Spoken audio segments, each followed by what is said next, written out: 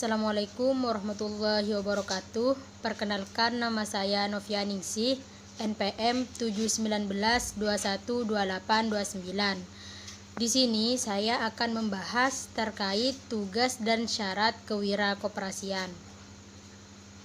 Tugas-tugas kewirakoperasian: menciptakan keunggulan bersaing koperasi dibanding dengan organisasi usaha pesaingnya, mendudukkan koperasi sebagai penguasa yang kuat di pasar, kemampuan dalam mereduksi biaya transaksi, pemanfaatan interlinked market, pemanfaatan terus kapital, pengendalian ketidakpastian, penciptaan inovasi, dan yang terakhir ada pembangunan manfaat partisipasi.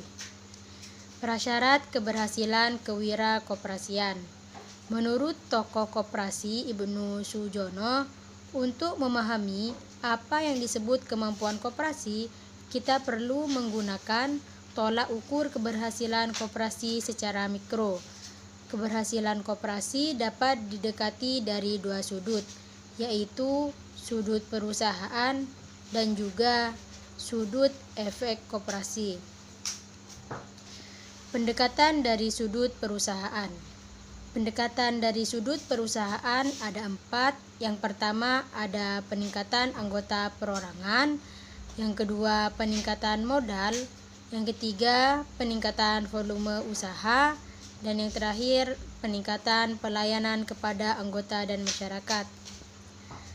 Pendekatan dari sudut efek koperasi. Pendekatan dari sudut efek koperasi ada 4. Yang pertama produktivitas, yang kedua ada efektivitas, dan yang ketiga adil, dan yang terakhir mantap. Koperasi dengan kewirakoperasian.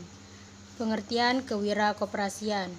Kewirakoperasian adalah suatu sikap mental positif dalam berusaha secara komparatif, dengan mengambil prakarsa inovatif serta keberanian mengambil resiko dan berpegang teguh pada prinsip identitas koperasi dalam mewujudkan terpenuhinya kebutuhan nyata serta peningkatan kesejahteraan bersama.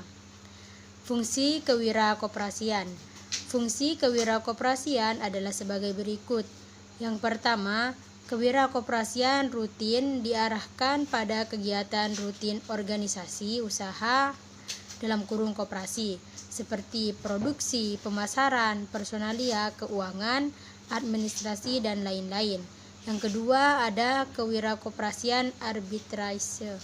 Di sini dimaksudkan sebagai keputusan yang diambil dari dua kondisi yang berbeda, dan keputusan itu memberikan peluang yang menguntungkan. Yang ketiga ada kewirakoperasian inovatif, yang mana mencari, memanfaatkan, dan menemukan sesuatu yang baru. Wirakoperasi yang inovatif berarti wirakoperasi yang selalu tidak puas dengan kondisi yang ada. Tipe-tipe kewirakoperasian. Tipe-tipe kewirakoperasian diantaranya adalah sebagai berikut. Yang pertama, kewirakoperasian anggota. Sebagai pemilik koperasi dapat menjadi wirakoperasi bila ia mampu menemukan dan memanfaatkan peluang yang ada untuk pertumbuhan koperasi. Yang kedua, kewirakoperasian manajer. Sebagai pelaksana dan penanggung jawab kegiatan operasional, koperasi tentu sangat mengharapkan perubahan yang memberikan keuntungan. Yang ketiga, kewirakoperasian birokrat. Kewirakoperasian birokrat adalah orang ataupun lembaga yang diberi wewenang oleh pemerintah dalam mengembangkan gerakan koperasi dalam hal ini Departemen Koperasi beserta jajarannya. Yang keempat, kewirakoperasian katalis. Kewirakoperasian katalis berarti pihak yang berkompeten terhadap pengembangan koperasi kendatipun ia tidak mempunyai hubungan langsung dengan organisasi koperasi. Para katalis ini mempunyai kemampuan dan motivasi yang tinggi. Tugas-tugas kewirakoperasian. Tugas-tugas kewirakoperasian diantaranya adalah sebagai berikut. 1. Mendukung koperasi sebagai pengusaha yang kuat di pasar. Bila masing-masing koperasi primer yang anggotanya para petani membentuk koperasi di tingkat atasnya, koperasi sekunder, maka koperasi yang terbentuk akan mempunyai posisi yang kuat di pasar yang lebih luas, demikian seterusnya. Yang kedua, kemampuan dalam mereduksi biaya transaksi. Tugas wira koperasi yang kedua ini adalah menekan biaya transaksi. Biaya transaksi adalah biaya di luar biaya produksi yang timbul karena adanya transaksi-transaksi seperti biaya pencarian informasi, biaya kontrak, biaya monitoring kontrak, biaya legal jika kontrak dilanggar, dan biaya risiko yang mungkin timbul sebagai akibat terjadinya transaksi. Yang ketiga, pemanfaatan interlinked market. Interlinked market adalah hubungan antar pelaku ekonomi pasar.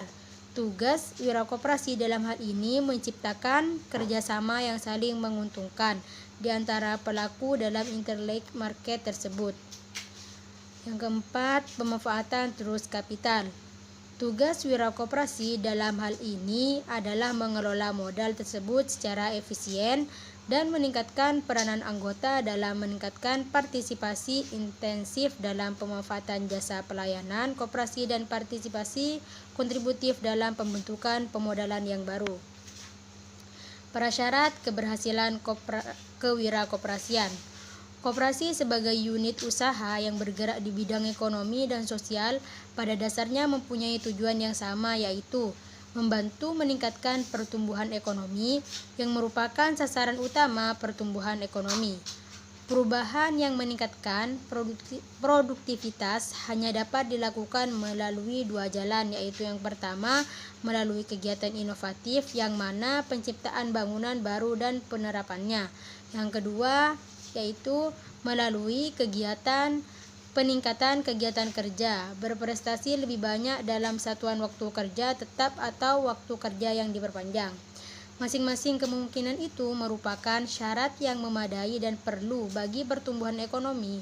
Kemungkinan pertama berkaitan dengan kenaikan pendapatan per kapita oleh sebab adanya peralihan ke arah penggunaan teknologi yang produktif, pembuatan penyebaran barang-barang baru, struktur organisasi yang baru, dan keterampilan baru.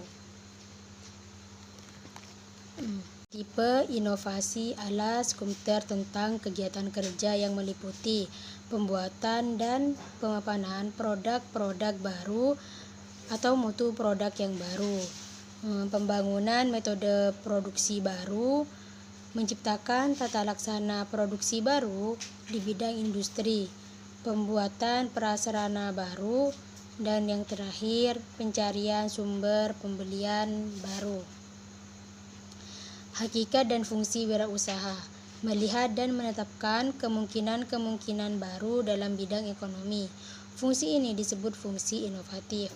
Fungsi inovasi dapat dijabarkan dalam berbagai kegiatan kerja meliputi mengenai keuntungan atau manfaat dari kombinasi-kombinasi baru, evaluasi keuntungan yang terlangsung dalam kombinasi baru itu, pembiayaan, teknologi dan perencanaan pembangunan tempat-tempat produksi, pengadaan, pendidikan dan memimpin tenaga kerja, negosiasi dengan pemerintah, badan atau resmi yang berwenang, negosiasi dengan pemasok, pelanggan.